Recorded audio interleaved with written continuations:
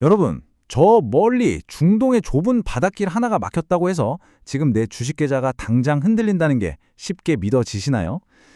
사실입니다. 오늘 이 분석에서는요, 호르무즈 해협의 지정학적 대치가 어떻게 전 세계적인 스태그플레이션이라는 거대한 해일로 밀려오고 있는지, 그리고 가장 중요한 건 투자자인 우리가 향후 포트폴리오를 어떻게 방어하고 대응해야 하는지 그 살벌한 나비 효과를 제대로 파헤쳐 보겠습니다. 자, 오늘 우리가 함께 따라가 볼 5단계의 로드맵입니다. 호르무즈 위기의 진원지부터 시작해서 양측의 엇갈리는 정치적 계산, 완전히 무너져버린 글로벌 공급망, 이것이 미국 경제와 현지 정치에 미치는 타격, 그리고 마지막으로 전문가들이 말하는 스태그플레이션 현실과 대책까지 투자자의 시각에서 핵심만 빠르게 짚어보죠. 먼저 첫 번째, 이 모든 거대한 사태가 시작된 지리적 초크 포인트, 호르무즈 위기의 진원지부터 살펴보겠습니다. 지금 우리가 주목해야 할 엄청난 숫자가 하나 있습니다. 바로 3억 배럴입니다. 현재 호르무즈 해협 안에 갇혀서 오도 가도 못하고 있는 원유와 천연가스의 양인데요. 더 심각한 건 뭔지 아시나요? 이 갇힌 물량이 매일 2천만 배럴씩 계속 불어나고 있다는 겁니다. 글로벌 시장에 당연히 풀렸어야 할 막대한 에너지가 말 그대로 꽉 막힌 해협의 인질로 잡혀버린 셈이죠. 우리 같은 투자자 입장에서는 에너지 관련 자산의 변동성이 앞으로 폭발할 수밖에 없는 명확한 이유가 바로 여기에 있습니다. 원유만 문제가 아닙니다. 데이터를 살펴보면요, 카타르 가스 시설이 타격을 입으면서 전 세계 액화 천연가스, 즉 LNG 해상 교역량의 무려 20%가 순식간에 증발해버렸습니다. 20%라니 정말 어마어마한 비중이죠. 이러면 당장 중동 에너지 의존도가 절대적인 한국이나 일본 같은 아시아 국가들은 엄청난 치명타를 입게 됩니다. 이게 무슨 뜻이냐? 아시아를 거점으로 돌아가는 글로벌 제조업의 원가 부담이 확 치솟는다는 거고요. 결국 우리가 그토록 경계하는 스태그플레이션의 아주 강력한 전조 증상이라고 볼 수 있습니다. 그럼 도대체 왜 이 사태가 금방 안 풀리고 있는 걸까요? 두 번째 파트로 넘어가 보죠.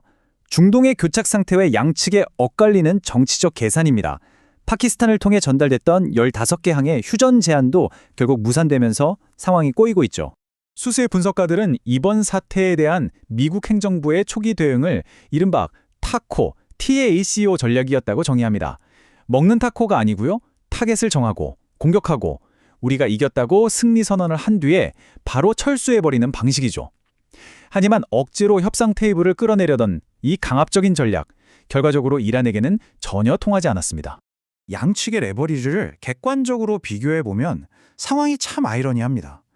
글로벌 공급망의 중심에 있는 미국은 오히려 그 촘촘한 연결성 때문에 취약점이 그대로 노출돼 버렸어요. 반면에 이란은 어떨까요? 지난 40년 동안 국제사회에서 철저히 고립되고 경제 제재를 받으면서 대외 의존도가 제로에 가까워졌고 오히려 맷집이 엄청나게 커진 상태입니다. 결국 호르무즈 해협 자체를 무기화해버린 이란이 지금 협상에 완전한 우위를 쥐고 있는 역설적인 상황입니다. 세 번째 파트입니다. 사막에서 활주로까지 이 하나의 촉포인트가 어떻게 글로벌 물류 체계를 도미노처럼 붕괴시키고 있는지 한번 따라가 보죠. 자, 이 물류의 연결고리가 정말 흥미로운데요. 우리는 보통 중동 원유가 미국으로 직행한다고 생각하기 쉽잖아요. 그런데 아닙니다. 이 원유들은 반드시 한국의 정유사들을 거쳐서 정제되고 가공되어야만 해요. 만약 한국으로 가는 원유가 끊긴다? 그럼 샌프란시스코, 로스앤젤레스, 알래스카, 하와이의 비행기들이 멈춰서고 자동차 연료가 바닥나는 겁니다. 저 멀리 중동 사막의 갈등이 태평양 건너 미국 서부의 일상을 단번에 멈춰 세우는 진짜 무서운 물류망의 나비 효과인 거죠. 이제 네 번째입니다. 글로벌 전쟁이 미국 현지에 어떤 인플레이션 충격과 정치적 타격을 직접적으로 주고 있는지 짚어보겠습니다. 캘리포니아 현지의 데이터를 한번 살펴볼까요? 휘발유 가격이 갤런당 6달러 선에 육박하고 있고 경유는 무려 7달러를 넘겼습니다. 이건 그냥 기름값이 좀 올랐네 수준이 아니에요. 차가 없으면 생활 자체가 안 되고 물류가 마비되는 미국 경제 시스템 전체를 짓누르는 어마어마한 비용 충격입니다. 투자자분들이라면 지금 당장 물류나 유통 섹터 기업들의 마진이 얼마나 심각하게 깎여 나갈지 강력한 경고등이 켜지는 대목이죠. 게다가 미국은 유럽이나 다른 아시아 국가들에 비해 에너지 효율이 구조적으로 낮아서 이런 고유가 타격을 훨씬 더 뼈아프게 받습니다. 이렇게 치솟는 생활 물가와 소비자의 고통은 결국 분노한 표심으로 이어지게 마련이죠. 다가오는 11월 중간선거를 치러야 하는 현 행정부 입장에서는 그야말로 피하고 싶은 최악의 정치적 재앙 상황에 몰려 있습니다. 마지막 5번째, 투자자 관점에서 가장 중요한 부분이죠.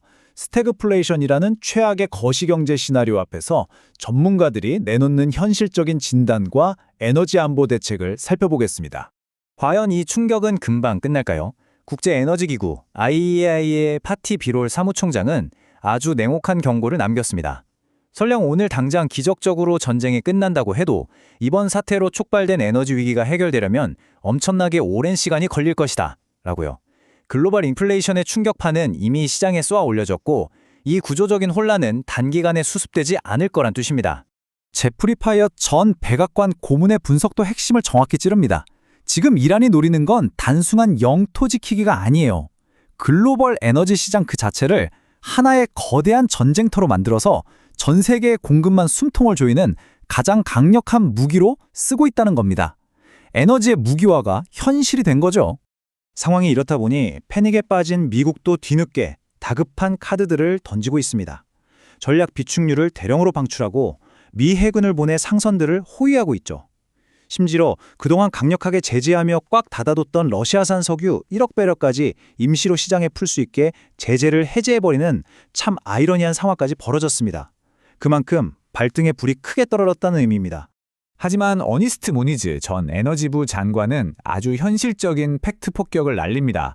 방금 본 조치들은 전부 임시 방편일 뿐이고 본질적인 해결책은 시장에 하루 1,000만 배럴의 석유를 추가로 쏟아붓는 것뿐이다 라고요.